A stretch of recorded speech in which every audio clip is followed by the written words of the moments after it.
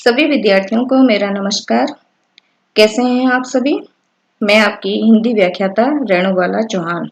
अर्थालंकार के अंतर्गत आज हम मानवीकरण अलंकार के बारे में पढ़ेंगे और इसकी पहचान हम किस तरह से कर सकते हैं ये भी मैं आपको समझाने का प्रयास करूंगी।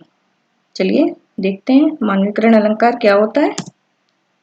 यहाँ पर मैंने मानवीकरण अलंकार की परिभाषा दे रखी है। मानवीकरण अलंकार की परिभाषा इस तरह से है कि जब किसी पद में किसी प्राकृतिक पदार्थ, जड़ या अमूर्त पदार्थ मानव के रूप में मान लिए जाते हैं अथवा प्राकृतिक पदार्थों में मानवीय क्रियाओं का आरोपण कर दिया जाता है, अर्थात जहाँ प्राकृतिक जड़ या अमूर्त पदार्थ भी मानवों के जैसी क्रियाएं करते हुए दिखलाई देते हैं, वह मानवीकरण अलंकार होते हैं।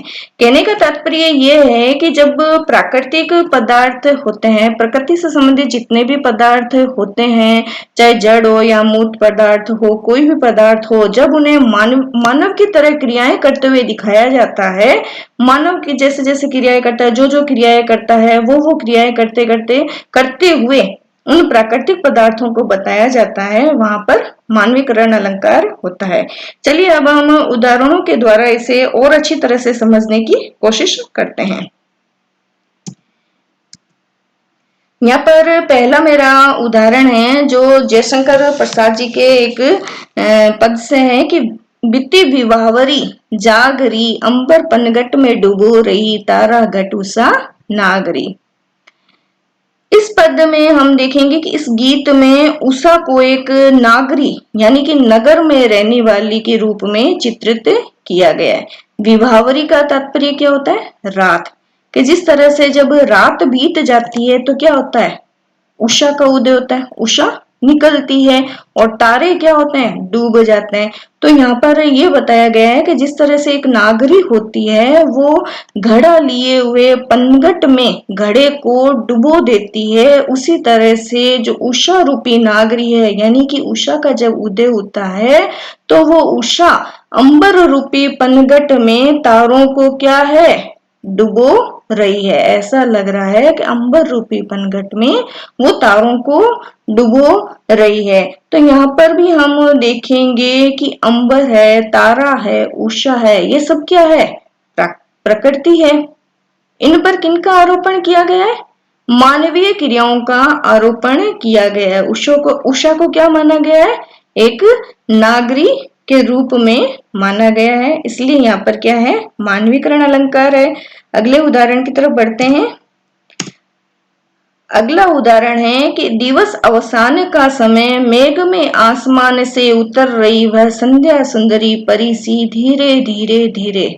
यहाँ पर भी संध्या काल को एक एक कदम रखकर आसमान से धरती पर उतरती हुई सुंदरी परी सी बताया गया है। संध्या पर कौन से किसे बताया गया है? परी के समान बताया गया है कि दिवस अवसान का समय यानी कि जब दिन बीत जाता है तब हम देखते हैं कि धीरे धीरे क्या होती है? शाम होना शुरू हो जाती है। तो यहाँ पर संध्या काल को क्या बताया गया? धीरे धीरे जो शाम होती है, संध्या होती है, वो इस रूप में बताई गई है जैसे कि कोई परी है वो आसमान से धीरे धीरे धीरे उतर रही है। तो यहाँ भी हम देखते हैं कि संध्या पर परी का यानी मानवीय क्रियाओं का आरोपण किया गया है। आगे बढ़ते हैं। अगला उदाहरण है कि धीरे धीरे हिम आच्छादन हटने लगा धरातल से, जगी वनस्पतियां अलसाई मुख धोती शीतल जल से। जयशंकर प्रसाद की कामायनी से लिया हुआ है ये एक उदाहरण मैंने। इसमें हम देखेंगे कि प्राकृतिक पदार्थ वनस्पतियों में मानवीय क्रियाओं का आलस्य से जगना, ठंडे पानी से मुख धोना आदि का यहाँ पर आरोपण किया गया है कि जिस तरह से रात होने के बाद सुबह जिस तरह से हम जगते हैं तो थोड़ा सा हम अलसाते हैं, फिर क्या करते हैं? हम शीतल जल से हम अपने मुंह को धोते हैं। तो यहाँ पर देखिए कि धीरे धीरे हिम आच्छादन हटने लगा धरातल से। बर्फ की जो परत थी, बर्फ जो छाई हुई थी धरातल पर, वो हटने लग गई और वनस्पतियां इस तरह से दिखने लग गई जिस तरह से ऐसा लग रहा है कि वो अपना मुंह जो है वो शीतल जल से धो रही हो। तो यहाँ पे हम देखते हैं कि वनस्पतियों पर मानवीय क्रियाओं का आरोपण किया गया है, इसलिए यहाँ पर मानवीय अलंकार, मानवीकरण अलंकार है। आगे बढ़ते हैं। एक और मेरा उदाहरण है कि संध्या घन माल की ओढ़े रंग बिरंगी छींट। यहाँ भी हम देखते हैं कि बादलों से घिरी संध्या को रंग बिरंगे कपड़े पहना दिए जाने के कारण यहाँ पर मानवीकरण अलंकार हो गया है।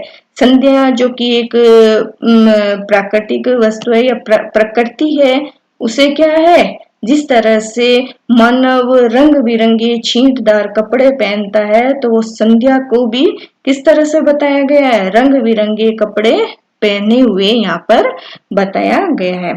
तो इस तरह से विद्यार्थियों, मानवीकरण अलंकार में जो प्राकृतिक वस्तुएं होती है, प्राकृतिक पदार्थ होते हैं, उन्हें मानव की तरह क्रियाएं करते हुए बताया जाता है, मानवीय क्रियाओं का उन पर आरोपण किया जाता है, तो वहां पर मानवीकरण अलंकार होता है। तो आशा करती हूँ विद्यार्थियों, आज मैंने मानवीकरण अलंकार के बारे में आपको जो जानकारी दी है वो आपको पसंद आई होगी और समझ में आ गई होगी। यदि मेरा ये वीडियो आपको पसंद आता है तो इसे लाइक, शेयर और सब्सक्राइब करना ना भूलें। धन्यवाद।